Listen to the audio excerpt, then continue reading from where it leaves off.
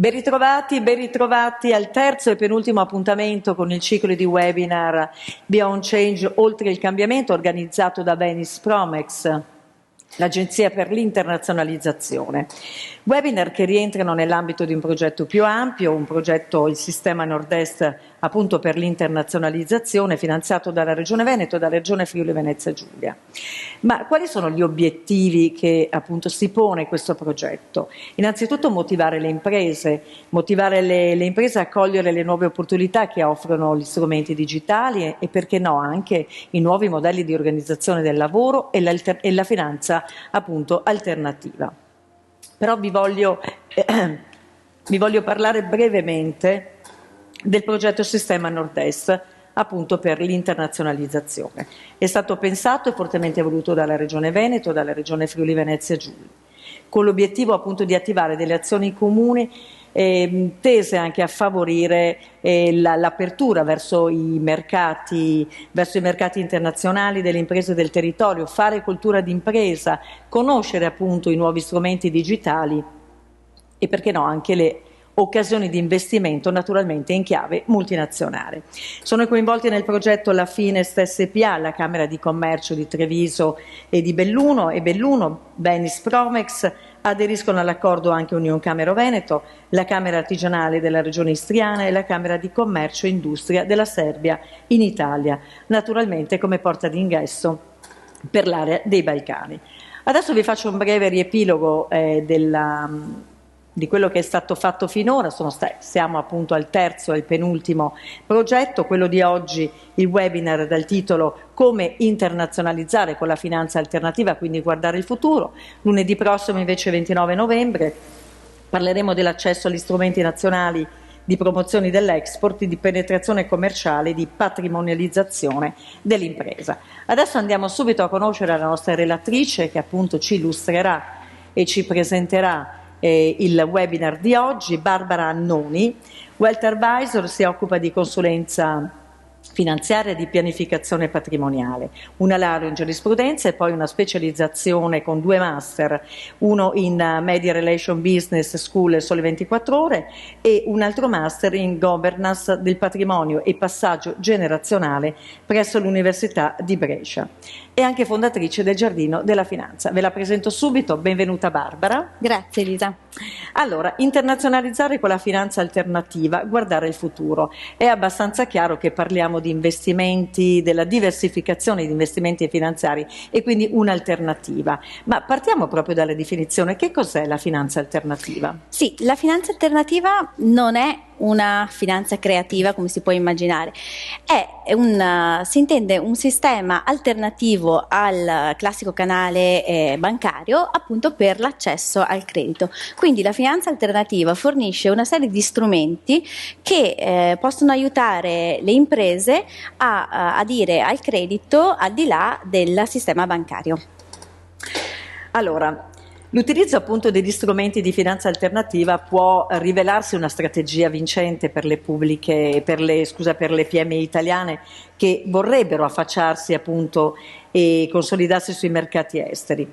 Per affrontare questo tema però è opportuno prima partire, delineare il contesto delle PMI, no Barbara? Sì, certo.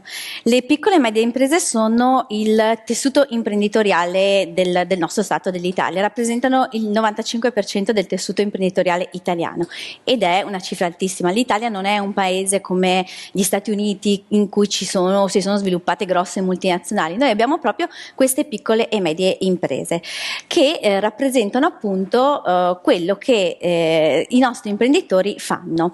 Ma vediamo che cosa sono le piccole e medie imprese. Sono delle realtà che hanno da 10 a 250 addetti, un fatturato annuo inferiore o uguale a 50 milioni di euro e un bilancio inferiore o uguale a 43 milioni di euro. Le piccole e medie imprese italiane sono circa 159.000 e sono responsabili da sole del 41% dell'intero fatturato generato in Italia, che quindi è una cifra enorme, del 33% dell'insieme degli occupati nel settore privato e del 38% del valore aggiunto del paese.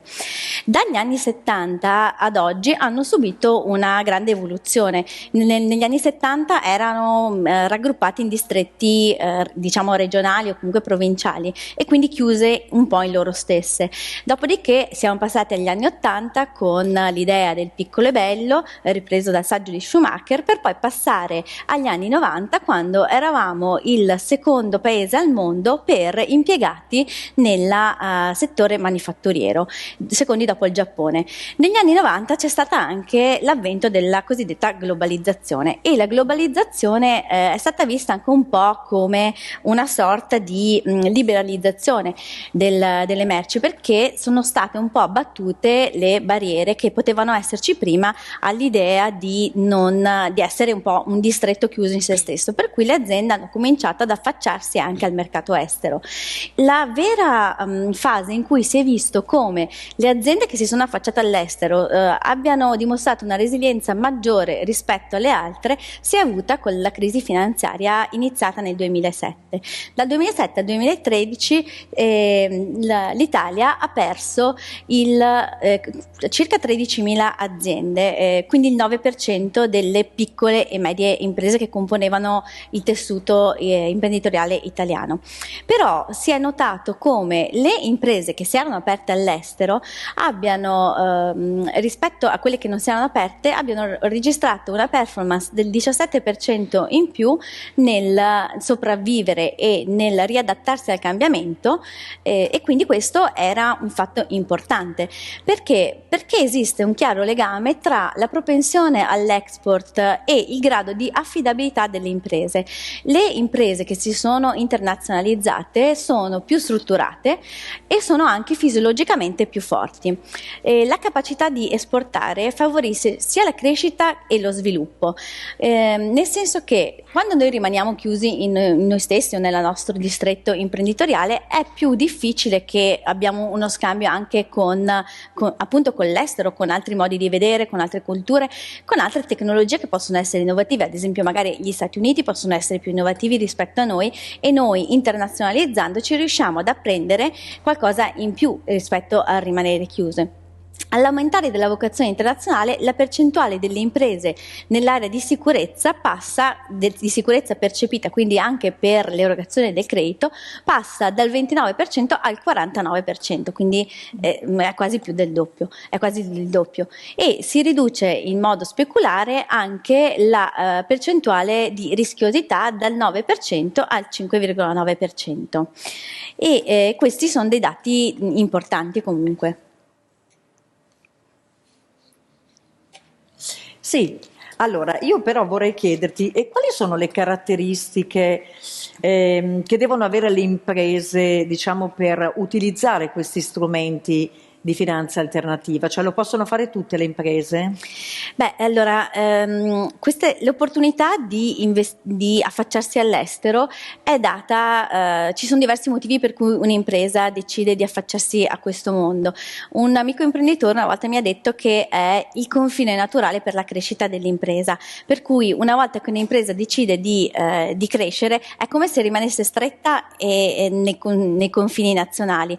Potrebbe esserci il caso in cui ci sono dei competitor magari a livello nazionale troppo forti, quindi non riescono ad emergere, mentre invece all'estero lo potrebbero fare. Per cui ogni imprenditore ha le proprie motivazioni per decidere di internazionalizzare o meno.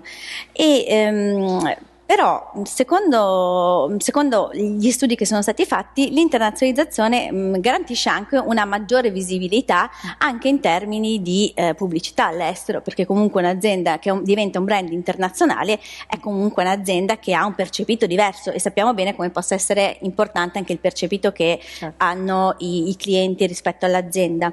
Io penso che ci siano 5 principi a cui i leader delle piccole e medie imprese dovrebbero ispirarsi per l'internazionalizzazione, per questo percorso. Il primo è orientarsi al lungo termine, per cui avere quello che in finanza anche si chiama una visione strategica, nel senso di focalizzarsi sull'obiettivo che non è domani o dopodomani, ma potrebbe essere anche fra un anno, però devono esserci le condizioni tali per poter raggiungere in maniera efficace questo obiettivo.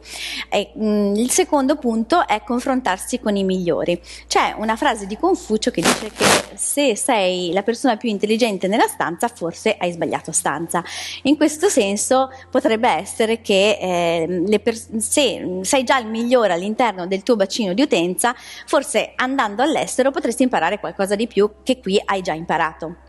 Il terzo punto è specializzarsi. Non dobbiamo essere bravi a fare tutto, però insomma dobbiamo essere molto bravi a fare quello che sappiamo fare bene, e questo è una qualità che hanno la manifattura delle piccole e medie imprese italiane rispetto anche a tutto il resto del mercato. Il quarto punto è fare innovazione. Senza l'innovazione non possiamo andare da nessuna parte, nel senso che se penso all'innovazione penso alla resilienza, penso all'efficienza, penso al cambiamento, all'efficacia, tutto quello che possono essere, penso al futuro, ed è nel futuro che le aziende vogliono stare e devono agire. Il quinto punto è fare qualità nel piccolo. Questo è inteso non nel piccolo come rimanere chiusi in se stessi, è inteso come Made in Italy, nel senso che noi abbiamo questa grandissima opportunità che è il poter proporre all'estero il marchio del Made in Italy, che non ha nessun altro nel mondo e che è giusto anche cercare di sfruttare. Sì, mi ha colpito molto, scusa, nella precedente il termine resilienza, che adesso si usa molto, diciamo, in molti ambiti, e in effetti non può che essere usato anche per quanto riguarda, in questo contesto, in questo periodo storico, anche delle piccole e medie imprese. Insomma, assolutamente sì. Sì, ecco, scusa, ti ho fatto tornare indietro, andiamo avanti. Sì, infatti si parla molto in questo periodo di fintech. Ecco, ci spieghi di che cosa si tratta? Perché questo webinar, come anche i precedenti, è un webinar conoscitivo, cioè noi stiamo adesso cercando di spiegare che ci sono degli strumenti alternativi, e questo potrebbe, come hai detto giustamente prima, creare delle opportunità e delle aperture, perché sono degli strumenti alternativi laddove magari con altri strumenti non si può accedere, no? Quindi è importante avere bene il quadro anche di quello. Quindi fintech, spieghiamolo pure adesso. Sì, il fintech è l'acronimo di due termini che sono finance e technology, e la tecnologia sta trasformando in maniera dirompente il nostro modo di vivere, le nostre abitudini, e quindi non poteva non irrompere anche nel mondo finanziario. A dire la verità c'è sempre un po' stata, però il fintech è proprio questa confusione intesa come proprio fondere insieme tra finanza e tecnologia, quindi è la finanza servizio applicata alla tecnologia e la tecnologia applicata alla finanza.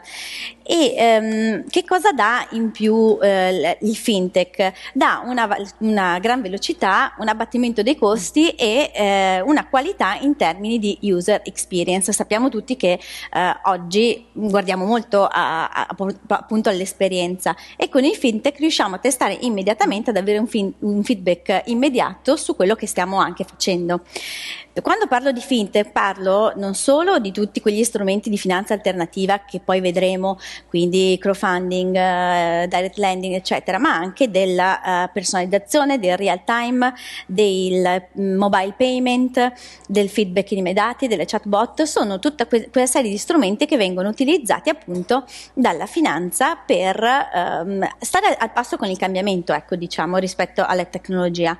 C'è una cosa però da dire: non è che la tecnologia e la finanza siano due ambienti separati e le banche rispetto alle società di fintech siano separate, devono coesistere e devono supportarsi l'una con l'altra, perché entrambe hanno bisogno di crescere. Una non esclude l'altra. Una non esclude l'altra, esattamente. È come una bicicletta senza una ruota, non può andare avanti se non ha l'ausilio dell'altra. E la differenza è che nel sistema bancario c'era un po' un ingestamento, c'è tuttora un po' un ingestamento dal punto di vista burocratico che il fintech riesce a superare. Dall'altra parte però il fintech ha bisogno di una base d'appoggio che è comunque il sistema finanziario tradizionale. Da inizio anno ad oggi sono stati erogati 2,3 miliardi di euro dalle piattaforme fintech, solamente quindi nei primi 10 mesi dell'anno, ed è una cifra, è tanto? è molto, Tanto. sì. No, soprattutto se viene rapportata a quello che era stato fatto l'anno prima, che si tratta della metà, perché era intorno a 1 miliardo. Inoltre è aumentato anche il numero delle aziende fintech che si sono approcciate al mercato, che riguarda un più 7%, e le aziende finanziate anche sono passate da 3.026 del 2020 a 6.400 di quest'anno, quindi le società di fintech hanno fatto un grandissimo lavoro in questo senso proprio. Hanno raddoppiato. Quando è che è iniziata un po', diciamo, questa mentalità ha cominciato ad attecchire anche un pochino tra le PMI? Sta cominciando ora? In Italia più recentemente, sì. Le prime piattaforme di fintech risalgono alla più antica 2013, ma è più dal 2017 che hanno cominciato ad avere una marcia in più, ecco, rispetto a quello che era prima. Negli Stati Uniti vanno avanti da molto tempo, oppure anche in UK è un paese che ci ha investito molto ma è anche una mentalità diversa rispetto a quella che possiamo avere noi. Certo, no, questo dà anche l'idea, insomma, che c'è una continua ricerca, no, per supportare, per dare nuove opportunità. Certo, perché lì dove non arriva magari il sistema bancario c'è la parte che gli viene in aiuto di queste piattaforme con la finanza alternativa, appunto. Basta cogliere, giusto? Esatto. Basta cogliere le opportunità che offre. Sì, andiamo avanti. Infatti noi abbiamo parlato finora di diversificare appunto le proprie fonti di finanziamento, cioè, entrando più nello specifico della gamma di soluzioni, ecco, vogliamo un po' capire quali sono gli strumenti però, Barbara?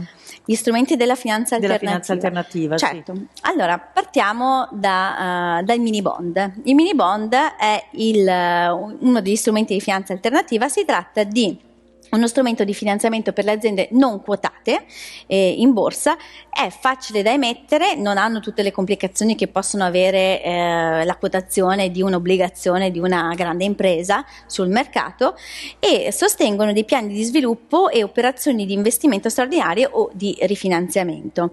Hanno, come le altre obbligazioni, un tasso di interesse riconosciuto sotto forma di una cedola periodica con una data di scadenza. Hanno degli importi fino a 50 milioni e riguardano delle piccole e medie imprese che devono avere un fatturato che deve superare i 2 milioni, deve avere almeno 10 addetti. Solitamente viene riservata questa tipologia a degli investitori professionali o comunque ad altri soggetti qualificati. Le emissioni vengono fatte in una parte del mercato di borsa italiana che è l'Extra Mot, ed è una cosa interessante che mi ha colpito mentre facevo queste ricerche sui mini bond. È un ultimo mini bond che è stato emesso a luglio da Biogas Sardegna Green per un controvalore di più di 12 milioni di euro, che riguardava il 7° goal dei Sustainable Development Goal. Sono degli obiettivi di sviluppo sostenibili che sono stati fatti dalle Nazioni Unite da raggiungere entro il 2030. Quindi questo mini bond in realtà è un mini green bond per sostenere l'obiettivo 7, che è quello dell'energia pulita ed accessibile per tutti. Per cui si unisce un po' anche la parte della finanza alternativa con gli obiettivi di sostenibilità che possono avere le aziende. Per avere un identikit un po' di questi mini bond, possiamo dire che il taglio dei mini bond in media è di 6 milioni e mezzo, la scadenza media è di 4,8 anni, la struttura del rimborso è fatta al 47% bullet, cioè tutto a scadenza, e il 53% con un piano di ammortamento. La cedola media annua è intorno al 5%, e per questo è uno strumento allettante rispetto a un'obbligazione tradizionale che invece con i tassi bassi ormai ha dei rendimenti molto minori, però è anche molto più rischioso rispetto a un'obbligazione tradizionale. Alcune piattaforme, per dare alcuni nomi, che trattano di questi mini bond sono Fundera e Upstart. Ecco, sì, spieghiamola bene, diamo proprio le piattaforme, come si chiamano? Fundera sì? e Upstart. Ok. Ad esempio, su Upstart c'era questa possibilità di investire in un mini bond di Umbra Rimorchi, che è il principale produttore italiano di ganci da traino per veicoli commerciali, che cercava appunto questo prestito sul mercato, questo mini bond, per allestire dei magazzini commerciali in UK e in Germania. Questo anche ci fa vedere come vengano utilizzati per appunto internazionalizzarsi. Questa è un'impresa che già è internazionalizzata, però aveva bisogno di aprire ulteriori stabilimenti, quindi cercava nelle piattaforme di crowdfunding, su Upstart in questo caso, degli ulteriori finanziamenti proprio per portare avanti il suo piano evolutivo.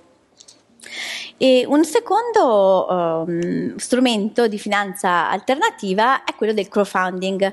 Crowdfunding è interessante perché crowd significa folla e funding sono la ricerca di investimenti, quindi è letteralmente una ricerca di investimenti dalla folla. Questo perché dà una visibilità a livello mondiale, per cui tutto il mondo può aiutare a sviluppare un determinato progetto. Quindi consiste nella possibilità di raccogliere questo capitale tramite i portali internet nelle forme ammesse dalla legislazione e può essere strutturato come reward based, equity e lending. Le differenze sono che il reward-based crowdfunding era quello che era stato inizialmente pensato all'inizio degli anni 2000 come una forma di ricompensa, quindi era più però una donazione che una persona faceva ad un progetto, e facendo questa donazione aveva in cambio o un prezzo scontato sui prodotti che poi venivano sviluppati da queste aziende, piuttosto che un autografo, una maglietta autografata o prodotti personalizzati, però era comunque una forma di donazione. E infatti questo è anche il motivo per cui ultimamente è quella che si sta sviluppando meno, perché ormai essendosi sviluppato anche l'equity crowdfunding e il direct lending, le persone preferiscono comunque averci un ritorno.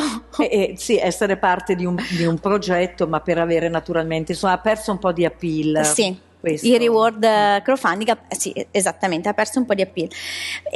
Mentre invece l'equity crowdfunding è il fenomeno molto in crescita, addirittura è cresciuto di più del 50% in Italia come anno su anno. Inoltre il ticket medio, cioè quello che le persone quando vanno su questo progetto intendono investire, è di 3.222 euro per le persone fisiche e addirittura di 20.000 euro per un'impresa. Le piattaforme di equity crowdfunding sono molto semplici e intuitive da vedere, da utilizzare. Si entra nella piattaforma e sono spiegati una serie di progetti che richiedono appunto la partecipazione degli investitori nel capitale dell'azienda, proprio per fare dei piani di sviluppo, per internazionalizzarsi appunto. E queste piattaforme abilitatrici sono fondamentali, ma non sono delle piattaforme campate in aria. C'è un registro all'interno del sito della Consob in cui sono registrate appunto tutte queste piattaforme di crowdfunding, per cui si può anche andare alla ricerca, se non si è sicuri di una piattaforma, se è all'interno dell'albo, per cui hanno anche la Consob vigila soprattutto su queste piattaforme, e questo è molto importante anche come garanzia per l'investitore. Sì, esatto. Ecco, questo è un passaggio fondamentale, credo, perché quando parliamo di piattaforme, di investimenti e parliamo di tecnologia, corre tutto. Credo che la fiducia sia la prima cosa, no? Sì. No, è una garanzia che comunque è vigilato dall'organismo di vigilanza dei mercati, certo. Che non ha lasciato, anzi addirittura pensa che l'Italia è stata la prima in Europa a normare le piattaforme di crowdfunding, per cui già nel 2013 l'Italia aveva fatto una normativa apposta per queste piattaforme, e poi tutta l'Europa ci ha seguito, però noi in questo siamo stati dei precursori. Quindi il concetto è che c'è la massima tutela dell'investitore. Sì. In queste piattaforme che sono comunque tutelate dalla Consob. Un'altra forma di strumento di finanza alternativa è quello dell'invoice trading. L'invoice trading altro non è che il trading sulle fatture, quindi la cessione di fatture commerciali. Trae la propria ragione d'essere dal codice civile con la cessione del credito. Era quello che una volta poteva essere visto come l'anticipo di fatture che facevano le banche o il factoring, che comunque però aveva alla base il sistema bancario. Questo è totalmente svincolato e ha attecchito molto in Italia perché in Italia abbiamo dei tempi di pagamento che sono molto lunghi, per cui le persone magari non vogliono aspettare i 90 o i 120 giorni che impiegano ad essere pagati, certo, e preferiscono quindi cedere le fatture ad un importo leggermente minore, però avere il cash subito. Anche questo è un passaggio importantissimo, perché i tempi di pagamento diventano un problema a volte, no? Esatto, si creano questi vuoti. Infatti ha attecchito in Italia, non è che ha attecchito ovunque, però in Italia sì, proprio per questo motivo qua, perché c'è una lungaggine, diciamo, esatto. Nel pagamento. E inoltre c'è anche il fatto che la ritirata del credito bancario dall'anticipo delle fatture dopo la crisi finanziaria che c'è stata hanno ridotto del 31% proprio questo fatto di poter anticipare, di fare questo lavoro per le aziende, per cui serviva, come anche in questo caso, sì, un'altra parte che venisse in aiuto di quello che il sistema bancario non poteva arrivare più a fare. Benissimo. Un'altra parte, un altro strumento di finanza alternativa è il direct lending. Il direct lending è un prestito che viene elargito ad un'impresa. Si ha prestiti solitamente sono a medio-lungo termine, finalizzati a dei progetti di crescita. Questi prestiti possono essere fatti da delle soggetti privati, che quindi diventa un peer-to-peer, piuttosto che da degli investitori istituzionali, che quindi sono società di investimento, sono delle tipologie di investitori più, diciamo, qualificati. Spieghiamo un attimo il passaggio, scusa se ti interrompo Barbara, il passaggio il passaggio precedente all'investitore istituzionale, il peer-to-peer che tu spiegavi adesso, lo spieghiamo meglio, individuali, per favore? Sì, sono praticamente i privati, quindi si pongono più o meno alla pari come anche potere contrattuale rispetto a quelli che chiedono il credito. Quindi possono accedere anche i privati? Esatto, possono accedere anche i privati. I privati possono entrare anche questa volta nelle piattaforme di crowdfunding, che sono suddivise poi, perché nella piattaforma del crowdfunding tu trovi la parte che è dell'equity crowdfunding, la parte che è del direct lending, la parte che è del reward crowdfunding, quindi ci sono varie parti in una piattaforma, quindi tu decidi se vuoi diventare o azionista in questo caso, fra virgolette, quindi partecipare al capitale di rischio dell'impresa, oppure un obbligazionista, fra virgolette, quindi prestare il tuo denaro per avere in cambio un interesse maggiore rispetto a quello che hai dato. Quindi dipende anche un po' da qual è lo spirito dell'investitore, se preferisce prendersi più rischio, quindi va sull'equity crowdfunding, oppure se preferisce avere meno rischio sempre fra virgolette, perché stiamo parlando di aziende che, essendo più piccoline, sono anche un po' più rischiose rispetto alle grandi esposte, più certo, esposte, esatto, sì. alle grandi aziende, e quindi va a investire in un prestito cosiddetto obbligazionario. Gli investitori istituzionali, entrano, a differenza dei privati, tramite si chiamano FIA, nel senso che sono fondi di investimento alternativo, oppure tramite delle cartolarizzazioni. Le piattaforme di direct lending si sono sviluppate in Italia e hanno riscosso anche molto successo. Ad esempio c'è una piattaforma che si chiama borsadelcredito.it, che è una fintech italiana nata nel 2013, che utilizza l'intelligenza artificiale e il machine learning proprio per erogare dei crediti in 24 ore. Ecco, questa è una cosa interessante.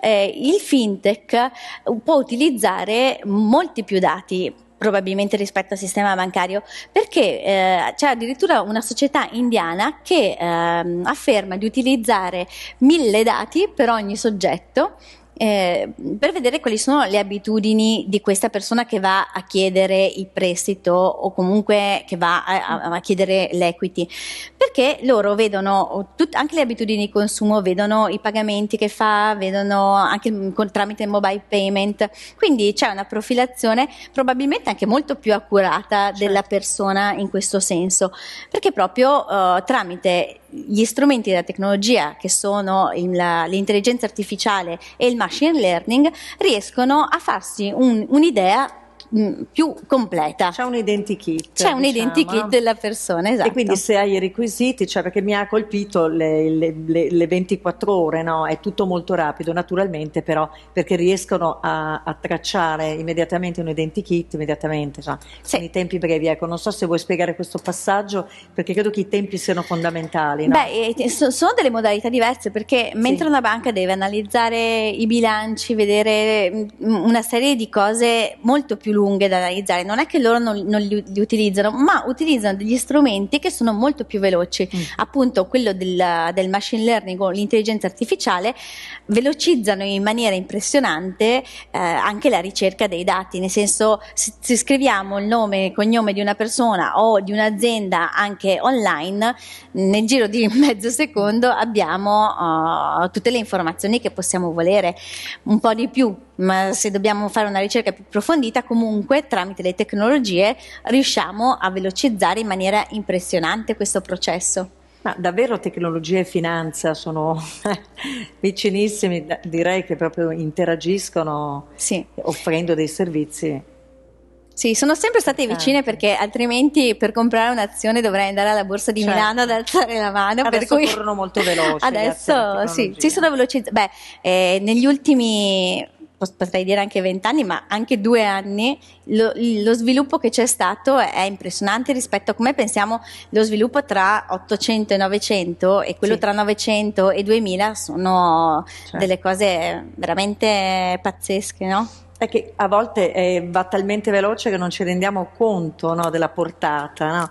Guardando indietro però te ne rendi conto poi. Beh, soprattutto adesso con la pandemia abbiamo assistito ad una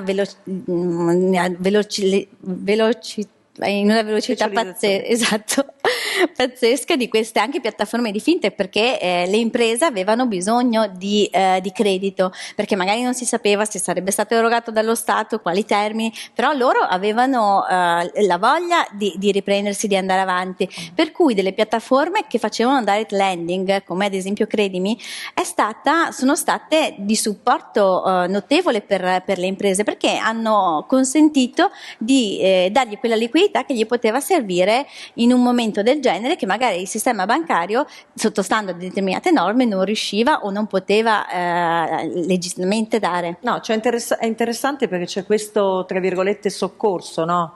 Dove non arriva uno, arriva l'altro, quindi uno non esclude l'altro, e ribadiamo il concetto proprio dell'alternativo, e dove non arriva uno, arriva l'altro, cioè ci teniamo a sottolineare. No, assolutamente.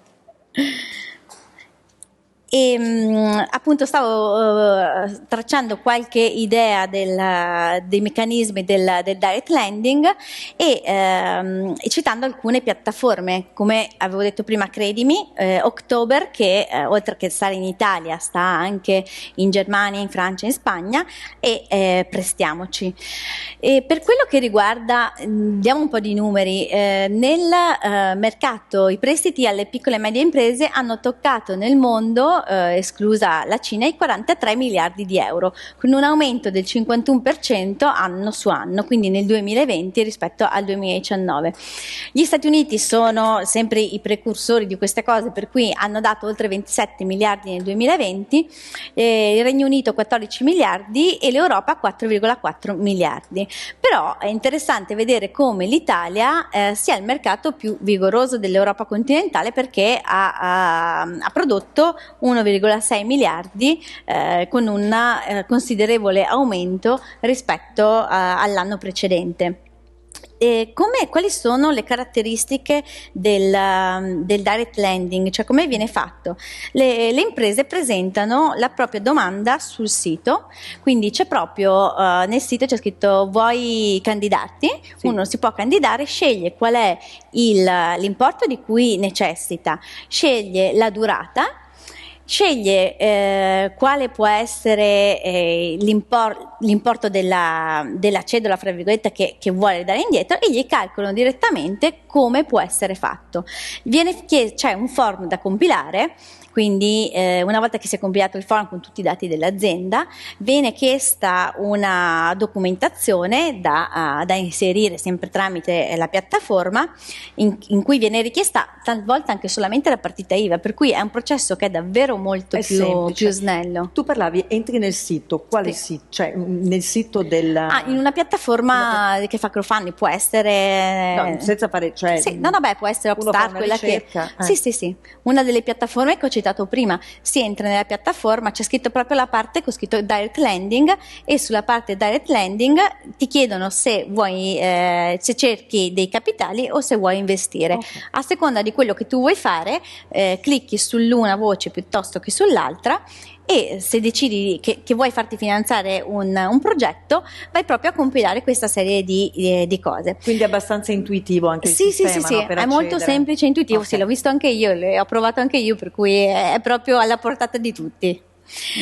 E ricevono anche l'esito delle verifiche in un tempo veramente rapido, nel senso che ad esempio, credimi, in 2 o 3 giorni ti dice se puoi o no adire a questo direct lending.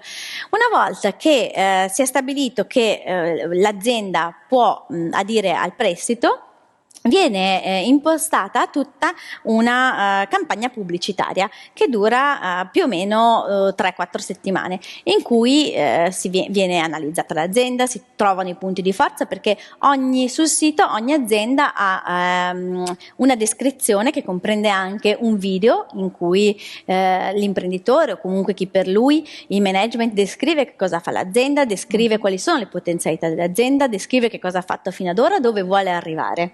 Quindi anche nel senso, se un'impresa si vuole internazionalizzare, loro dicono: mi piacerebbe, il mio progetto è quello di portare all'estero questa campagna, di portare all'estero questo prodotto, e ti spiega perché e che cosa ti darà in cambio se tu lo aiuti nel progetto. Quindi c'è proprio molto responsive anche, cioè in base alle esigenze, poi è molto esplicativo, nel senso che ti dà già una, come posso dire, una visione, ecco, di quello che potrebbe... Sì, ci sono proprio delle finestrelle molto intuitive in cui c'è il nome del progetto, ti dicono anche l'ambito di cui si tratta, quindi può essere qualcosa che ha a che fare con la biotecnologia, qualcosa che ha a che fare con i food. Adesso moltissimi progetti sono anche incentrati su questo, per cui oppure il pharma, ci sono diverse tipologie, ce ne sono anche sul mercato immobiliare, ad esempio, che stanno funzionando ora. Quindi possono accedere più tipologie di aziende, di imprese, esatto, insomma, il prodotto. Sì, praticamente non è limitato a pochi, no, diciamo. Dando una rapida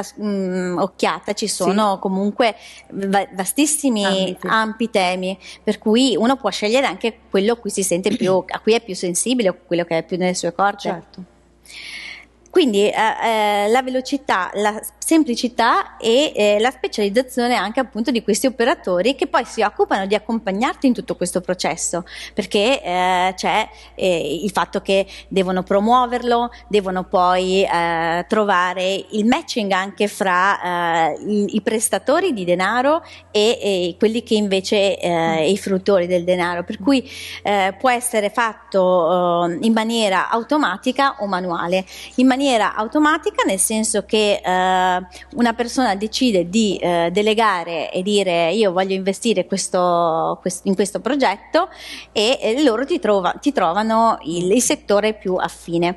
In maniera manuale invece è proprio l'investitore che si va a leggere i bilanci, che cerca comunque di capire cos'è la società, e poi decide manualmente, nel senso di privatamente, se investire o meno in questa società.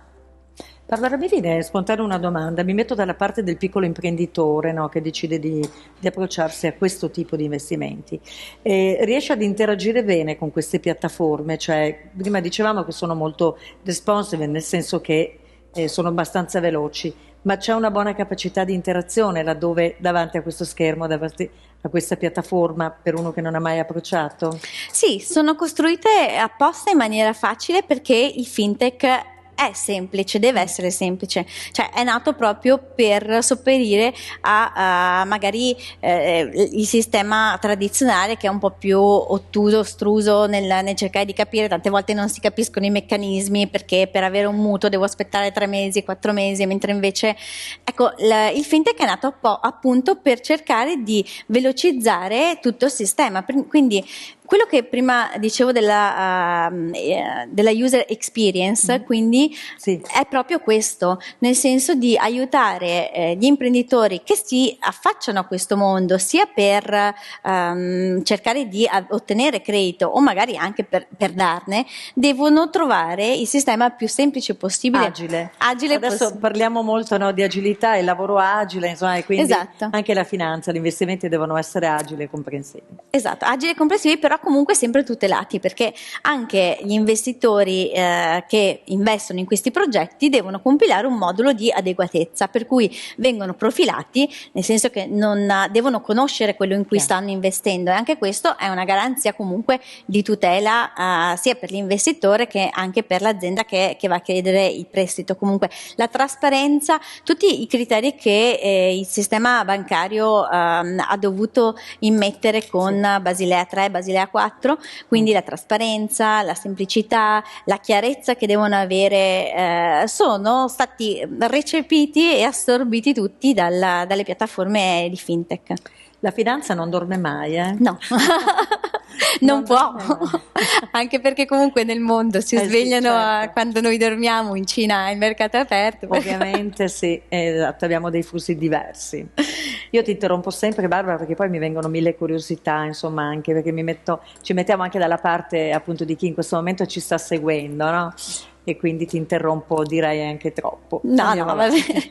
Beh, pensate che solamente a livello mondo le fintech che hanno finanziato dei progetti hanno raccolto 1 trilione di euro, per cui sì, è una bella cifra e aiutano tanto anche il mondo dell'impresa. È un modo anche per avvicinarsi all'economia reale, quindi per dare un supporto alle imprese nei momenti difficili, perché anche magari, ecco, il sistema bancario utilizza le piattaforme di fintech. Ricordo che c'era una cartolarizzazione con Credimi, per cui anche un investitore di una banca poteva accedere a questo strumento per poter dare dei soldi direttamente all'economia reale. Questo è stato uno strumento che è stato importante da utilizzare soprattutto durante le prime fasi della pandemia e il lockdown, quando appunto le imprese si sono trovate senza sapere quello che potevano, dove sarebbero arrivate, cosa sarebbe successo, eppure dovevano stare chiuse, per cui era un momento molto difficile. E queste piattaforme li hanno aiutati molto. Ad orientarsi, quantomeno, e a capire, sì. Sì, esatto. Un'altra forma, un altro strumento della finanza alternativa sono il private equity e il venture capital. Questi due strumenti contribuiscono alla crescita dell'azienda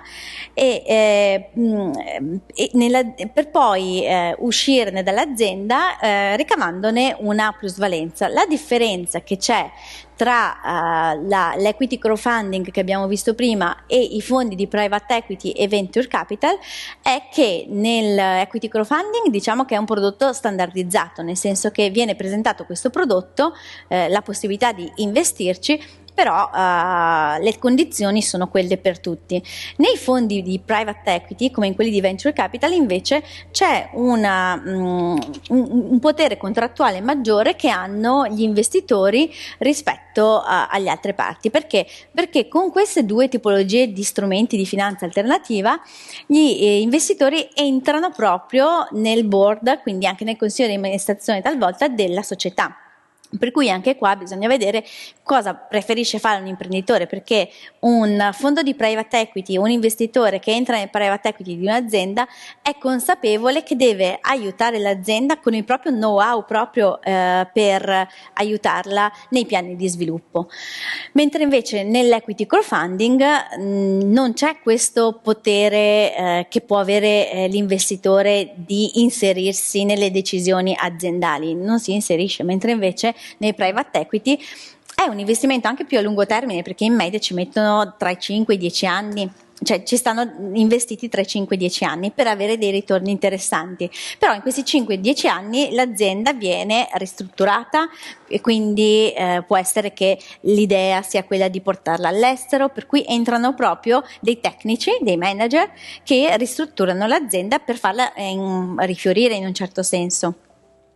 La differenza tra il private equity e il venture capital sta proprio nell'idea che quando un investitore entra in un fondo di private equity ci entra in è come un'azienda che è già cresciuta e ha bisogno di un rifinanziamento oppure di una ristrutturazione, mentre invece nel venture capital si entra solitamente in una fase di start-up, per cui di partenza proprio dell'azienda. Esatto, no? quindi Okay. è anche un po' la garanzia, fra virgolette, che uno può avere di un'azienda che è un po' più strutturata, un po' più solida nel fondo di private equity, mentre invece nel venture capital è proprio l'aiuta ad affacciarsi proprio sul mercato, a sviluppare dei progetti, mentre invece nel private equity potrebbe essere che ci sono delle esigenze anche diverse che possono avere chi va a richiedere.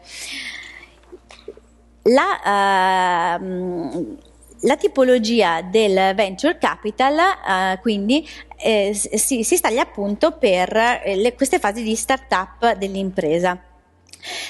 Come si chiudono le operazioni del private equity o del venture capital? Gli investitori solitamente entrano in queste fasi per supportare l'azienda per un determinato periodo di tempo, che è o tra 5 e 10 o tra 3 e 7 anni, per poi uscirne per ricavarci una plusvalenza.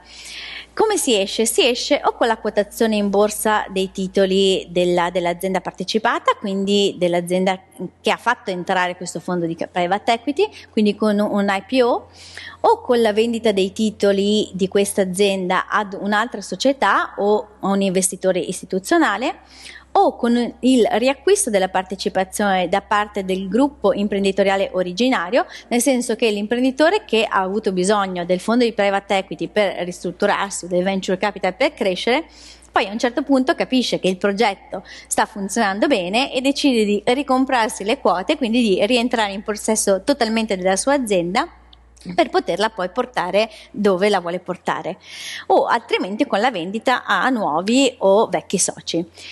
E gli ultimi dati del Venture Monitor curati dalla AIFI e dalla Luke Business School descrivono 330 investimenti di venture capital condotti in Italia nel 2020, in aumento rispetto al 2019 di una cifra di 236, che quindi anche qua è una cifra molto alta.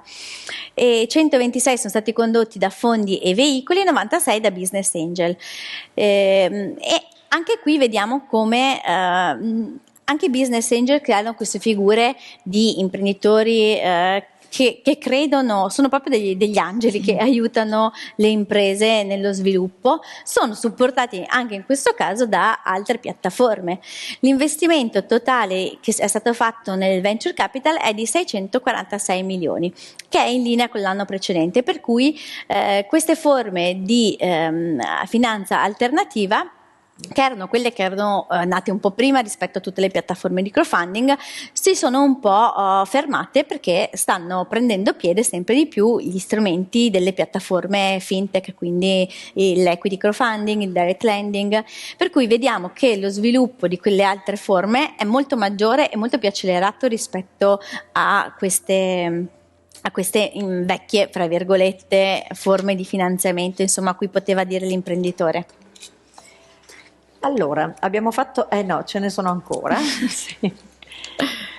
Sì, abbiamo visto che in diversi paesi, soprattutto negli Stati Uniti, insomma all'estero, questi strumenti sono presenti e sono molto utilizzati. Ecco, in Italia è una domanda che abbiamo anche un po' sfiorato, un tema che abbiamo sfiorato anche durante questo webinar prima.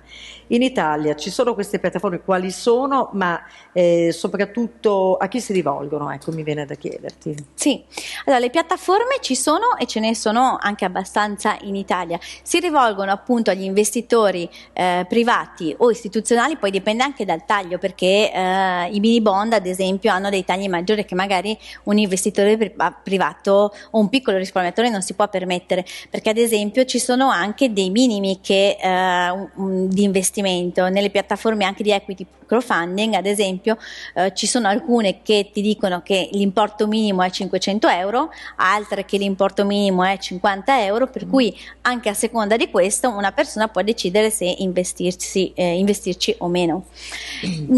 Ho trovato un paio di esempi di piattaforme di crowdfunding che sono interessanti. La prima è Mama Crowd, che è una piattaforma di equity crowdfunding autorizzata dalla Consob, che permette di investire in questi progetti innovativi italiani, quindi non solo start-up innovative, PMI innovative, ma anche semplici PMI. E sono appunto queste società di capitali che investono nelle piccole e medie imprese. È attiva dal 2017 e tramite questa piattaforma si possono ricevere da 200.000 euro fino anche a 8 milioni di finanziamenti, così almeno recita la pubblicità che ne fanno nel proprio sito.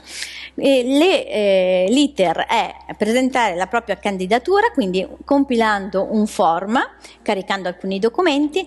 Il team di Mama Crowd seleziona poi quelle che possono essere, secondo il loro target, le aziende più virtuose che possono presentare appunto un progetto. Viene preparata la campagna, che è quello che vi dicevo prima, in 3-4 settimane, quindi l'imprenditore viene seguito da un team specializzato in questo, in cui gli viene spiegato come fare una campagna pubblicitaria proprio per darsi visibilità all'interno del sito di Mama Crowd. A questo segue poi il lancio, quindi il progetto rimane nella piattaforma online per 60 giorni, in cui la campagna viene aggiornata grazie anche a un lavoro sinergico della piccola e media impresa insieme agli sviluppatori e ai tecnici della piattaforma. E l'ultimo passaggio è quello della chiusura e dello svincolo, quindi chiusa la campagna, dopo i vari controlli e le verifiche finali, viene dato ordine alla banca di svincolare il capitale raccolto. La piattaforma di Mama Crowd ha finanziato 143 progetti per un totale di 104.642 investitori e 106 milioni di investimenti. Un'altra tipologia di piattaforma, che questa serve anche per il direct lending, è quella di Credimi. Credimi è la prima piattaforma in Europa per crescita, anche proprio nel settore del digital lending. È autorizzato e vigilata dalla Banca d'Italia e fornisce finanziamenti digitali per le imprese, questa volta in tutta Europa, quindi non solamente si è internazionalizzata anche Credimi, non solamente le aziende, e la offre dappertutto. E la cosa più eclatante di Credimi è che, mentre abbiamo visto prima Mama Crowd con 106 milioni di investimenti, Credimi ha erogato finanziamenti per oltre 1,7 miliardi, quindi quasi tutti lei praticamente, come rispetto alle altre piattaforme. Ha ricevuto ben 50.000 richieste di finanziamento e ha risposto a 100.000 chiamate di imprenditori e clienti, quindi anche in questo caso vediamo come c'è sicuramente un ritorno di interesse, nel senso. Sicuramente sì, e anche come le stesse imprese comincino a chiedere un supporto a questa tipologia di piattaforma, ecco. Allora, Barbara, noi da questo webinar abbiamo capito molte cose, sicuramente questi nuovi strumenti, siamo entrati nelle pieghe di questi, offrendo anche, come dire, una visione di ciò che un imprenditore, un piccolo imprenditore potrebbe usufruire. Allora, abbiamo capito che il connubio tecnologia e finanza c'è un connubio, è davvero molto stretto. Io ti chiederei, dopo questa analisi e questa dissertazione che ci hai fatto, di dare un consiglio agli imprenditori e a chi ci sta ascoltando. Ecco. Abbiamo parlato anche di finanza sostenibile. Sì. La sostenibilità passa anche dal riuscire a dare un supporto e un aiuto alle imprese, dal creare comunque un humus favorevole per la crescita delle nostre imprese. Quindi anche proprio per dargli modo di continuare a fare il loro lavoro, soprattutto se hanno delle idee innovative, perché comunque l'Italia per innovazione è fra i primi paesi, anche per la qualità dei prodotti che fa, e quindi è molto importante poter sapere perlomeno o cominciare ad approcciarsi a un sistema alternativo a quello che può essere, perché magari una persona vede solamente una parte di quello che è il sistema per l'erogazione del credito e può anche sfiduciarsi o deprimersi, perché magari il credito non può essere dato a tutti, perché ci sono dei parametri sempre più stretti che sono imposti proprio dalla normativa anche europea. Però proprio per questo, allo stesso tempo, la stessa normativa ha creato un sistema alternativo per aiutare quelle piccole e medie imprese, perché queste piattaforme sono fatte soprattutto per le piccole e medie imprese, e appunto a dargli un sostegno. E questo sostegno può aiutare l'imprenditore a uscire anche dai propri confini nazionali, a non rimanere sempre chiuso all'interno dell'Italia perché pensa di non poter uscire all'estero. Ci sono diversi modi. Sì. Oltretutto queste piattaforme danno un respiro internazionale, nel senso che ci possono essere degli investitori che sono interessati al tuo progetto anche in Canada, certo, in Cina, in India, in ogni parte del mondo, perché hai una visibilità enorme. Perché ritornando prima al discorso della globalizzazione che facevamo all'inizio, è una piattaforma che può essere fruibile in ogni parte del mondo. È una visibilità amplificata. Totalizzante proprio, nel senso che non c'è un posto in cui non possano sapere che tu hai quel progetto e che quindi vuoi sostenere, stai cercando qualcuno che sostenga quel progetto e vuoi che in tutto il mondo non ci sia qualcuno che può credere o avere interesse comunque anche economico, in questo caso, a finanziare quel progetto. Io penso che sia ti possa dare una visibilità enorme.